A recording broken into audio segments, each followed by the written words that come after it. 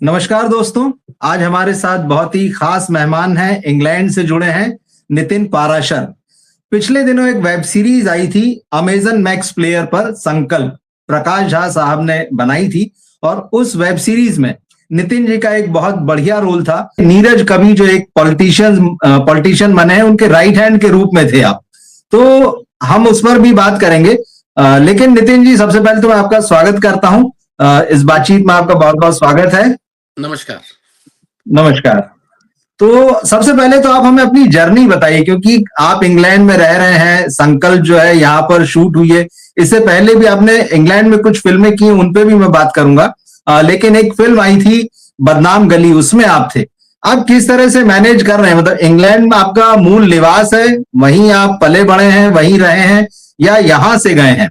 और कैसे मैनेज कर रहे हैं पूरे काम को? नहीं, मैं बताना चाहूंगा कि मैं इंग्लैंड मूव हुआ 2005 में। अच्छा। उससे पहले मैं N K Sharma act one art group है दिल्ली में, जी जी जी।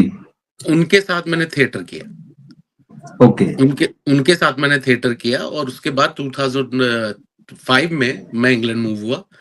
फिर यहाँ पे मैंने अपनी एक्टिंग का सिलसिला जारी रखा। बर्मिंघम स्कूल ऑफ एक्टिंग से मैंने फाउंडेशन कोर्स किया, क्योंकि एक्टिंग से जुड़ाव हमेशा लगा रहा और साथ में जॉब वगैरह भी चलती रही। तो साथ में पैशन को लेके चलना एक थोड़ा सा मुश्किल हो जाता है कई बार, लेकिन the things which you have to do, you have to do, you have to be focus, you have to be focus whatsoever. जी।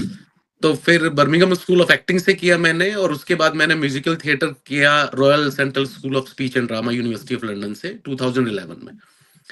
तो उसके बाद से लगातार मैं ब्रिटिश थिएटर, ब्रिटिश फिल्में ये करता आ रहा हूँ।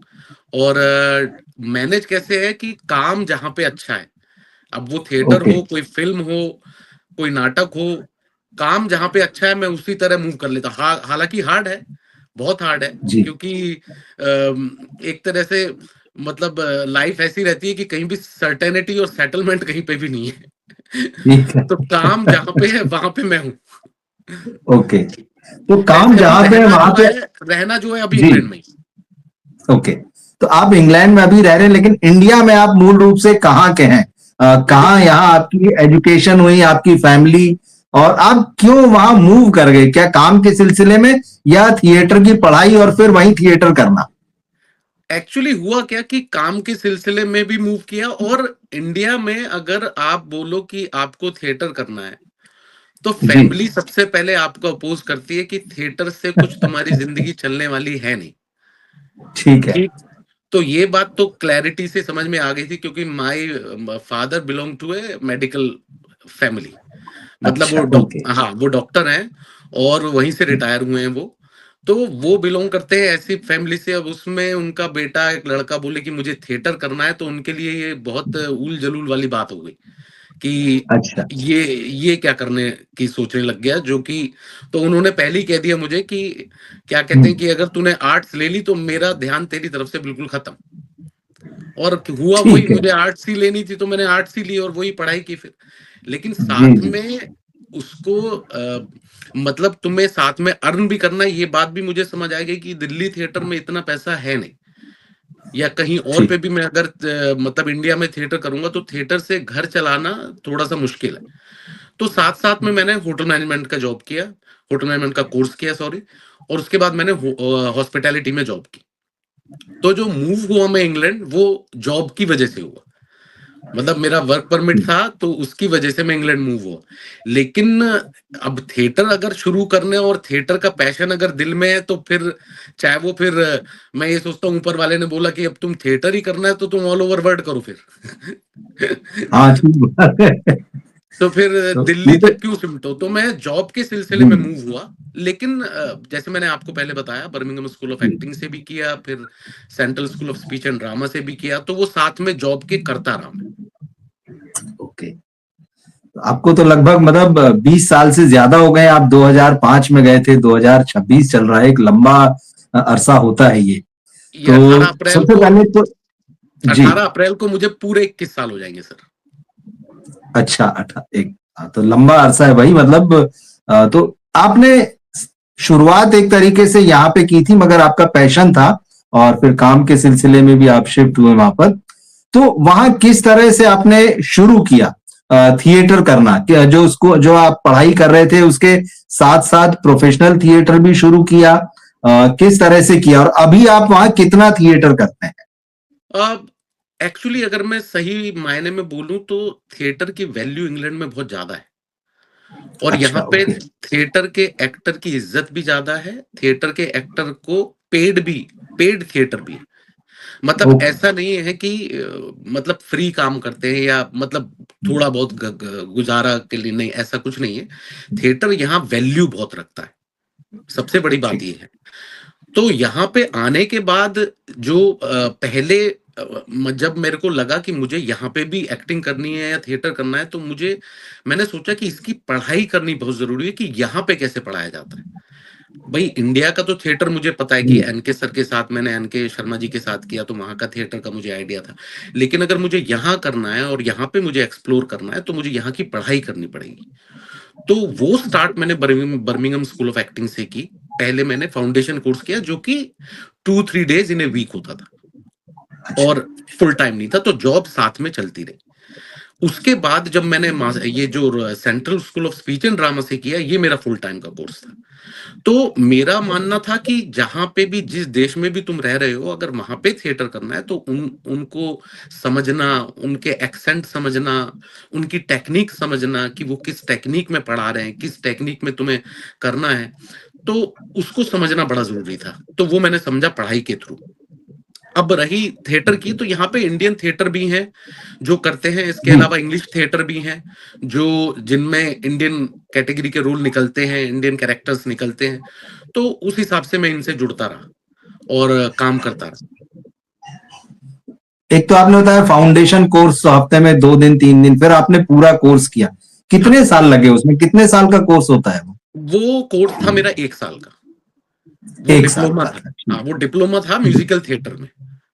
तो ओके। वो मैंने फुल और फ्लैश, फिर फुल मतलब 1 साल पूरा उसको दिया, कोर्स को। तो जब आपने इंडिया में भी थिएटर किया, आपने दिल्ली में किया, फिर उसके बाद आपने वहां भी जाके प्रॉपर पढ़ाई की, कुछ बेसिक फर्क समझ में आया दोनों को, जिसको कि बहुत, अगर कोई बहुत ज्यादा एक्टिंग के बारे में नहीं भी जानता है, तब भी उसको आप कुछ बेसिक ढंग से बता सकते हैं कि इंडिया में इस तरह से एक्टिंग को लेके अप्रोच होती है बेसिक, और वहां जो आपने पढ़ाई की उसमें कुछ फर्क होता है? क्योंकि हम लोग यहाँ ये बहुत सुनते हैं कि बहुत सारे, कम से कम बॉलीवुड की जो फैमिलीज हैं, वहां से सब जो सीख कर आते हैं, और विदेश गए थे, इंग्लैंड गए, अमेरिका गए, वहां से हम सीख के आए, काम तो हिंदी फिल्मों में करना होता है। तो कुछ बेसिक फर्क है या वही चीज है और कुछ एडवांस है वहां पर? अब मैं कहूंगा कि देखो, डिसिप्लिन का फर्क है। अच्छा। डिसिप्लिन का बहुत फर्क है, प्रोफेशनलिज्म का बहुत फर्क है। यहाँ के थिएटर में, जैसे मैंने पहले कहा, इज्जत और सम्मान है। ओके। टेक्निक तो, अब मैं बोलूं तो हमारा जो थिएटर का कल्चर है वो बहुत अच्छा कल्चर है। अब अगर हम बोले तो हमारे जो नाटककार रहे हैं, जितने भी पुराने नाटककार रहे हैं, उन्होंने बहुत कुछ अच्छा लिखा है, और एक्सप्लोर करने के लिए इंडिया में बहुत ज्यादा मुझे लगता है कि मसाला कहो या मतलब एक बहुत सारे कैरेक्टर्स बोलो या कैरेक्टराइजेशन बोलो, वो बहुत ज्यादा अच्छा इंडिया में है। लेकिन एक जो बेसिक सी जो बात मैं मेरे को जो लगती है, वो है कि यहाँ पे एक्टर की इज्जत है, उसकी परफॉर्मेंस को जज नहीं किया जाता। मतलब कोई ठीक। लेबल नहीं लगाया जाता। अगर वो कोई भी टेक्निक यूज कर रहा है तो उसको फ्रीडम दी जाती है कि तुम प्ले करो और तुम क्या निकाल सकते हो उसमें। तो ये जो चीज है, ये बड़ी इंपॉर्टेंट है कि एक एक्टर जो है वो सेल्फ रिस्पेक्ट लेके चलता है। उसको एक वो फीलिंग नहीं होती कि जैसे इंडिया में, मुझे लगता है कई बार मुझे जी। लगता है कि एक फीलिंग होती है कि ये प्रोफेशन क्यों चूज कर लिया, क्योंकि कई जगह रिजेक्शन, और रिजेक्शन यहाँ पे भी होते हैं, ऐसा नहीं है कि रिजेक्शन यहाँ नहीं होते, जी। रिजेक्शन यहाँ पे भी है, लेकिन एक सम्मान के साथ, एक इज्जत के साथ। ठीक है। तो आपने ये बात कही, मुझे इससे ख्याल आया कि भाई आपके फादर, जैसे आपने कहा कि वो डॉक्टर हैं, मेडिकल प्रोफेशन, आपका फिर इधर आर्ट की तरफ और नाटक की तरफ झुकाव कैसे हो गया? क्योंकि उन्होंने आपसे ये भी कहा, अगर ये पढ़ा तो मेरी तरफ से तो छुट्टी समझिए, मैं ध्यान नहीं दूंगा। ये शुरू से ही था एक्चुअली। अच्छा, अच्छा। मैंने स्कूल टाइम में, मुझे सिंगिंग का बहुत शौक था, और अब भी है, और ठीक। अभी भी मैं गाता हूँ। तो ओके। संस्कृत की एक मेरे को याद है कि पंचाक्षर मंत्र मेरे को मेरे एक टीचर ने याद कराया था। वो पंचाक्षर मंत्र मैंने गाया और उस गाने में मुझे अवार्ड मिला दिल्ली स्टेट की तरफ से। एक तो ये चीज हुई कि म्यूजिक, और फिर मेरी मॉम गाती हैं तो उनकी तरफ से मुझे मिला, गाना मिला। और जब मैं छोटा था तब मैंने एक नाटक देखा था नींव, और मेरी उम्र रही होगी कोई मात्र 8 या 9 साल। और उस वक्त वो नाटक देख के, वो शूट देख के, वहां पे एनवायरनमेंट देख के और एक्टर्स को देख के वो किस तरह से परफॉर्म कर रहे थे, उनको देख के मैंने उसी दिन, मतलब मैंने ये नहीं सोचा था कि, ऑब्वियसली उस वक्त मैं छोटा ही था, इतना बड़ा तो था नहीं, तो 8-9 साल की उम्र में ये डिसाइड कर लिया था कि मुझे ये एक्टर बनना है। बस ये अंदर एक बीज जो है ये उसी दिन डल गया था। बचपन बहुत सारी चीजें डिसाइड कर देता, बिल्कुल ठीक चीज है। आप ये बताइए, जैसे वहां थिएटर कर रहे हैं, वहां आपने कुछ फिल्मों में भी काम किया, क्योंकि आपका IMDb पेज जो है वो मैं देख रहा था, फिर आप यहाँ भी कर रहे हैं, तो वहां आपको फिल्मों में ब्रेक कैसे मिला? या आप जैसे कह रहे हैं कि भाई यहाँ जो रंगमंच करता है उसकी भी बड़ी इज्जत है, किस तरह से वहां कलाकारों में फर्क किया जाता है कि ये स्टेज का आर्टिस्ट है, ये सिनेमा का आर्टिस्ट है, या दोनों में कोई फर्क नहीं किया जाता है? दोनों तो आपने क्या क्या काम किया? कोई फर्क नहीं, ठीक है। दोनों में फर्क नहीं किया जाता। मैं आपको बिल्कुल अच्छे से ये बात क्लियर करूं कि यहाँ पे एक्टर है, ओके, उसको अगर वो थिएटर कर रहा है तो वो थिएटर के लेवल पे है, अगर वो कोई फिल्म कर रहा है तो फिल्म के लेवल पे है। दोनों में कोई खास फर्क है नहीं। हाँ, उसको अपनी टेक्निक में जरूर चेंज करना होता है, क्योंकि ऑब्वियसली थिएटर थोड़ा सा लाउड होता है, थिएटर में थोड़ा सा ज्यादा एक्सप्रेसिव होना होता है हम लोग को, और फिल्मों में थोड़ा सा हमें सटल होना होता है। That is the main difference.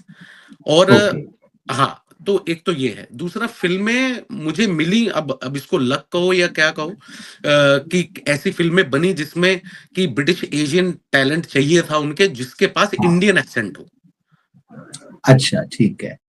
तो उसमें एक चीज मेरे को, मैं परमात्मा का बड़ा शुक्रगुजार होता हूँ उसमें, कि लोग कहते हैं कि तुम्हारा एक्सेंट तुम्हारे पास नहीं बदला, बट ब्रिटिश एक्सेंट तुम्हारा नहीं आया।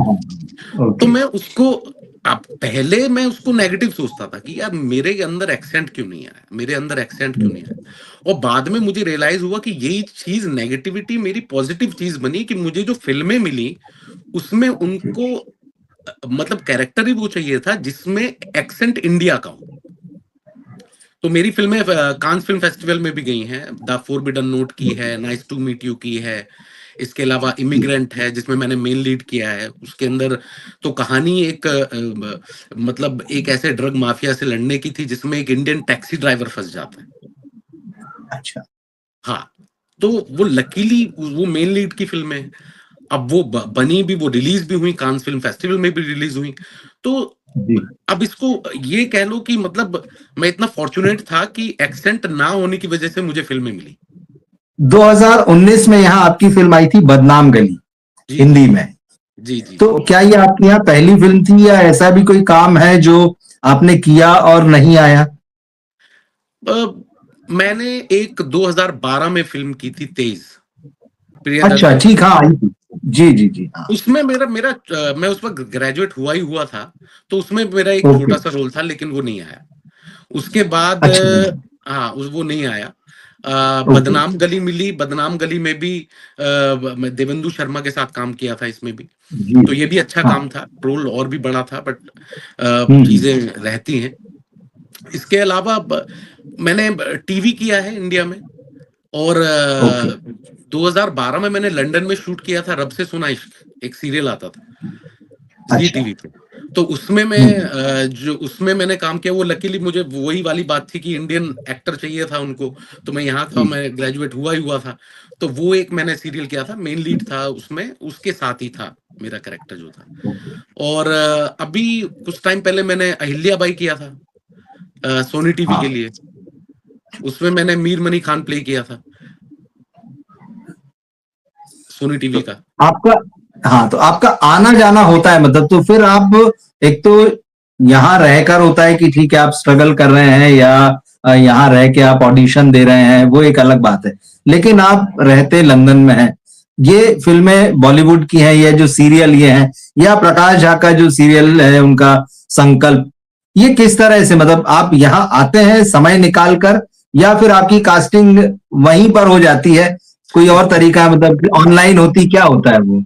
नहीं, कुछ का तो ऑडिशन मुझे भेजना होता है। अभी मैंने जैसे बताया कि एक अच्छा। फ़िल्म की थी मैंने संजय लीला भंसाली की, ट्यूज़डे एंड फ्राइडे। जी। Tuesday okay. एंड फ्राइडे की थी, उसमें वही हाँ। ऑडिशन भेजना होता है, तो वो कुछ चीज़ें तो ऑडिशन से सिलेक्ट हो जाती हैं। कुछ ठीक है। में परमात्मा तुम्हारे साथ होते हैं, तो मुझे जहाँ तक लगता है। जैसे हम्म। कि जो संकल्प मुझे मिली, संकल्प मुझे जी। इस तरह मिली, मुझे प्रकाश सर लंदन में मिल गए और प्रकाश सर से मुलाकात हुई, तो प्रकाश सर से कुछ हम्म। बातें हुई, फिर फ़ोन नंबर एक्सचेंज हुआ, तो उन्होंने बताया हम्म। मुझे कि ऐसे-ऐसे मैं एक वेब सीरीज़ कर रहा हूँ, हम्म। तो हम्म। नवंबर में तुम्हें अगर दिल्ली आना हो, तो मैंने कहा सर मैं आ जाऊँगा दिल्ली। तो ठीक। नवंबर-दिसंबर की बात थी, तो मैं दिल्ली आया। फिर प्रोडक्शन हाउस से फ़ोन आया कि ऐसे एक छोटा-सा कैरेक्टर है और वो करना है। हम्म। तो मैं प्रकाश सर के ठीक है। ऑफ़िस गया, तो प प प अपने आप में वो लेजेंड है। तो बिल्कुल। उन्होंने कहा छोटा-सा रोल है। मैंने कहा सर काम हाँ। छोटा-बड़ा मैटर नहीं करता है मेरे लिए। आपके अंडर काम करना, आपके साथ डायरेक्शन में काम करना मेरा ड्रीम है। तो एक वो गुड। चीज़ पूरी होनी है मेरी, तो वो बहुत इम्पोर्टेंट है मेरे लिए। काम छोटा बहुत बात लकीली ये हुई कि रोल बड़ा हो गया वो। वो हाँ, अच्छा वही मैं निकल के कहने आया। वाला था, बिल्कुल। हाँ। वो अच्छा निकल के आया और उसमें मैं अपना बोलूँ उसमें प्रकाश सर ने जो मतलब ही इज़ मास्टर लेजेंड। वो जी। जो उनके पास जो काम कराने का जो तरीका है और जिस तरह से वो काम करवाते हैं, that is amazing, that is amazing. इसलिए he is such a finest one of the finest director of I would say Indian film industry. उन्हें पता है कि कलाकार से मुझे क्या चाहिए है और कैसे निकलवा लेना है, वो दोनों चीजें जानते हैं। वो उस मामले में उन्होंने मतलब जब अभी जैसे मैं क्लीन शेव हूँ, तो उन्होंने जी। मुझे जब हाँ। बुलाया तो उन्होंने मुझे बोला कि थोड़ी-सी दाढ़ी बढ़ाओ और बाल थोड़े से बड़े रखने। देखते ही बोल दिया उन्होंने कि लुक मुझे ऐसा। मैंने कहा ठीक है सर। और उसके बाद हर सीन में उनको पता है कि उनको कितना चाहिए, कहाँ तक चाहिए और मतलब अब जैसे एक्टर की एक वो होती है कि इम्प्रोवाइज़ करना है या कुछ है, तो उसकी वो बिल्कुल। फ्रीडम देते हैं कि पूछ लेते हैं पहले कि क्या करना चाहते हो? तो वो जो ओके। इम्पोर्टेंट चीज़ है वो डिस्कस कर लेते हैं, पहले बता दे लेकिन उसमें भी वो बता देते कि इतना करना, इतना नहीं करना, इससे ज़्यादा नहीं करना। तो वो उनका अपना एक अलग तरीका है और वो इस चीज़ में मास्टर है। तो प्रकाश झा साहब का तो खैर उनका निर्देशन का मामला, लेकिन आपने इसमें नाना पाटेकर साहब, नीरज कवि, इन सीनियर एक्टर्स हैं और बढ़िया एक्टर हैं दोनों। आपने इनके भी साथ में काम किया, क्या एक्सपीरियंस रहा इनके साथ? क्या इनसे भी कुछ सीखने मिला आपको? देखो सीखने को तो नाना सर अपने आप में लेजेंड है। उनके उनको देखना जब शूट होता था तो उनको देखते रहना अपने आप में एक बहुत मेस्मराइज़ मोमेंट होते थे कि जी। जिस तरह से वो परफ़ॉर्म करते हैं नाना सर। दूसरी तरफ नीरज का भी वो भी बहुत सीनियर एक्टर है। उनके बिल्कुल। साथ काम करके भी उनको देखना, उनकी टेक्निक्स को समझना सीखना तो देखो हम लोगों को ये जो मास्टर्स हैं इनसे सीखना हर मूवमेंट पे होता है। इनके हर मूवमेंट जो वो करते हैं उनसे हमें कुछ ना कुछ सीख तो मिलती है। इसमें तो कोई दो राय नहीं है ऑब्वियसली क्योंकि वो उस लेवल पे हैं, उतना एक्सपीरियंस है उनका, तो सीखना तो जारी रखना चाहिए। मैं ईमानदारी से मैं बोलूँ कि मैं आज भी वर्कशॉप अगर बिल्कुल। मुझे कोई मिलती है, इंग्लैंड में मिलती है या इंडिया में मिलती जी। है, मैं कर लेता हूँ। क्योंकि एवरी मोमेंट यू शुड जहाँ पे तुम ये सोचो कि अब हो गया, तो वो मोमेंट मेरे ख्याल से वो ठीक नहीं होता। सीखना तो एवरी मोमेंट पे होता है।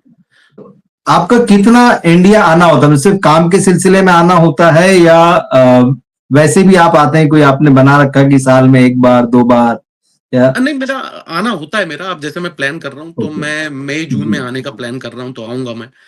बॉम्बे, दिल्ली आता हूँ, मिलता हूँ 1 डेढ़ महीने, 2 महीने, 3 महीने रहता हूँ और उसके बाद ओके। अपना मैं फिर वापस इधर से कोई कॉल आ जाता है। जैसे अभी मेरा यहाँ पे थिएटर था बॉलीवुड ओडीसी करके एक शो किया था मैंने, जो ऑल ओवर लंदन में सारे थिएटर्स में हुआ था। तो वो कंप्लीट किया था तो उसके लिए फिर मेरा एक प्ले था जो मैंने मिलान में किया था, द जर्नी टू महात्मा। उसमें मैंने जी। महात्मा गांधी प्ले किया था। तो काम जहाँ-जहाँ मुझे ले जाता है, मैं काम के साथ-साथ वहाँ-वहाँ चलता रहता ओके।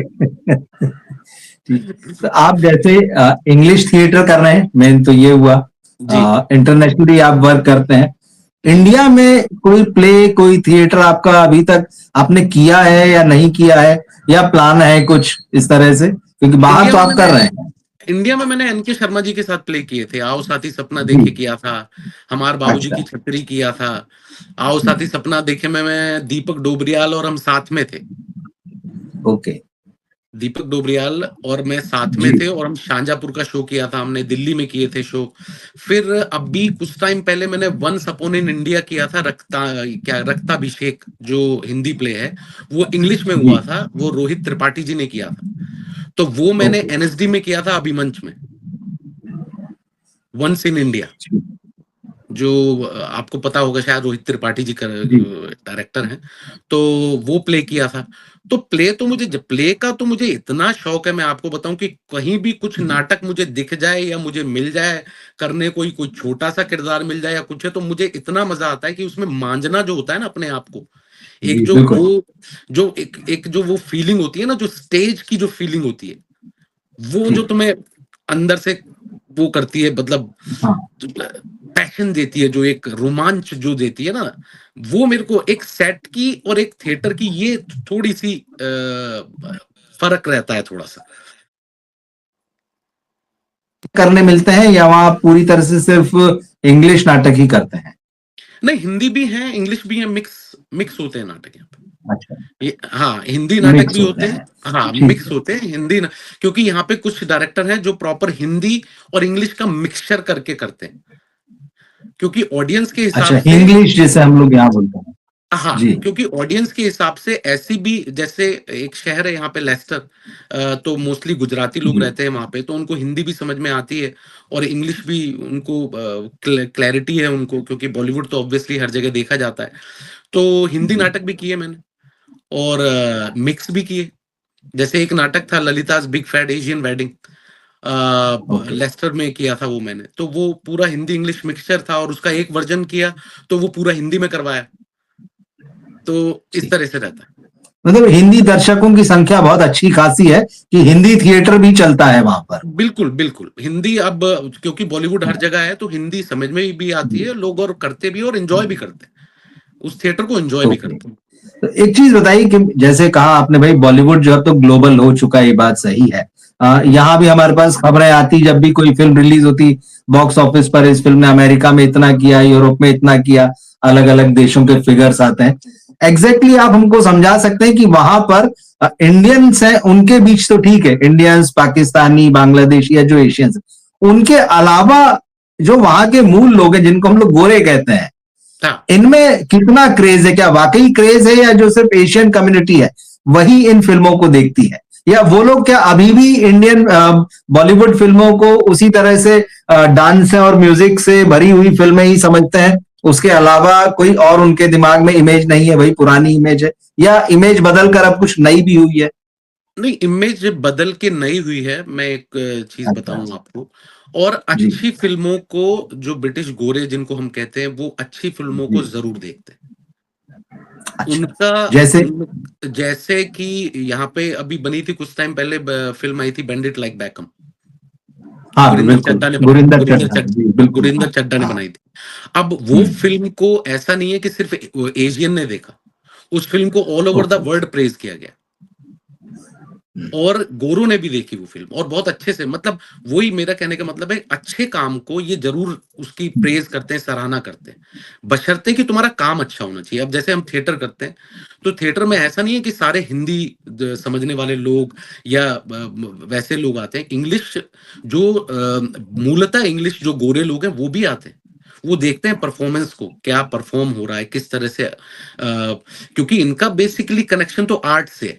इनके अंदर एक ठीक। सबसे मेन चीज़ बात है कि कमर्शियल होना एक अलग चीज़ है, लेकिन आर्ट के प्रति एक जो समर्पण और प्रेम है, वो अलग है, और वो ये बहुत सँभाल के रखते हैं। उसमें ये फ़र्क नहीं करते। अच्छी चीज़ होगी तो देखी जाएगी। ये अच्छी बात है। तो अभी तो हमने आपको संकल्प में देखा, जी। अब इसके अलावा आप यहाँ कुछ फिल्में आप कर रहे हैं, या कोई सीरियल या कोई वेब सीरीज कर रहे हैं? कुछ ऐसा काम है जो इस वक्त आपके हाथ में, जो हिंदी सिनेमा से जुड़ा हो, बॉलीवुड से जुड़ा हो? अब मुझे उम्मीद है कि अभी जैसे संकल्प हुई है तो संकल्प सीजन 2 भी जी, तैयारी चल रही है उसकी। और ठीक है। इसके अलावा अभी इंग्लैंड में मैं एक स्क्रिप्ट के ऊपर काम कर रहा हूँ, तो होपफुली एक शो है जो मैं लेके हम प्लान कर रहे हैं कि जो यहाँ पे करेंगे, इंग्लैंड में करेंगे अभी तो। तो ओके, एक स्क्रिप्ट के ऊपर काम कर रहा हूँ, तो वो मेरे ख्याल से खत्म होना चाहिए, इस एंड ऑफ द ईयर तक खत्म होना चाहिए। तो उसके बाद वो प्ले के ऊपर काम करूँगा, क्योंकि मेरी बड़ा दिल का था कि मैं कुछ लिखूँ, कोई स्टोरी लिखूँ, ओके। जिस तरह के अभी हालात चल रहे हैं या जिस तरह की चीज़ें चल रही हैं, क्योंकि काफ़ी स्टूडेंट जो है वो इंडिया से माइग्रेट होके आता है यहाँ पे, और उन्हें लगता है कि इंग्लैंड बहुत ईज़ी है, हर चीज़ बहुत ईज़ी हो जाती है और पैसा जी, पेड़ पे लटका है यहाँ पे। तो इस तरह से चीज़ें हैं, तो उसको देखते हुए मैंने एक नाटक एक लिखा है, तो उसको परफ़ॉर्म करने का प्लान कर रहा हूँ अभी मैं। और अभी फिर इंडिया आने का है, 1-2 जगह मुझे मीटिंग है, कुछ काम भी हैं, सिलसिले में काम के सिलसिले में ही है, तो मुझे बॉम्बे आना है, तो उसके बाद देखते हैं कि किस तरह से चीज़ें चलती हैं। चलिए, बहुत अच्छा नितिन जी, आपसे बात करके हमको आपके बारे में भी पता लगा और आपके बहाने किस तरह से इंग्लैंड में हमारे सिनेमा को देखा जाता है और वहां थिएटर की क्या स्थिति है, कलाकारों को वो किस तरह से देखते हैं, ये चीजें भी आपने हमको बहुत खूबसूरत ढंग से बताई। और आपको बहुत बहुत शुभकामनाएं आगे के लिए भी। जो नाटक आप लिख रहे हैं उसको कीजिए, उसको लिखिए, डायरेक्ट कीजिए, और जब उसका मंचन हो तो जरूर बताइएगा। और जब भी कभी आप यहाँ आए, मुंबई आए, तो मिलिए, मुलाकात भी होगी आपसे। बहुत बहुत धन्यवाद, बहुत बहुत शुक्रिया। थैंक यू नमस्कार। Sir, thank you so much. मैं बॉम्बे आऊँगा तो बिल्कुल मिलता हूँ, और आप बॉम्बे में ही हैं बिल्कुल तो बिल्कुल पक्का मुलाकात होगी सर। मुलाकात होगी। Thank you very thank you much. Sir, thank you sir, प्रणाम, थैंक नमस्ते। यू।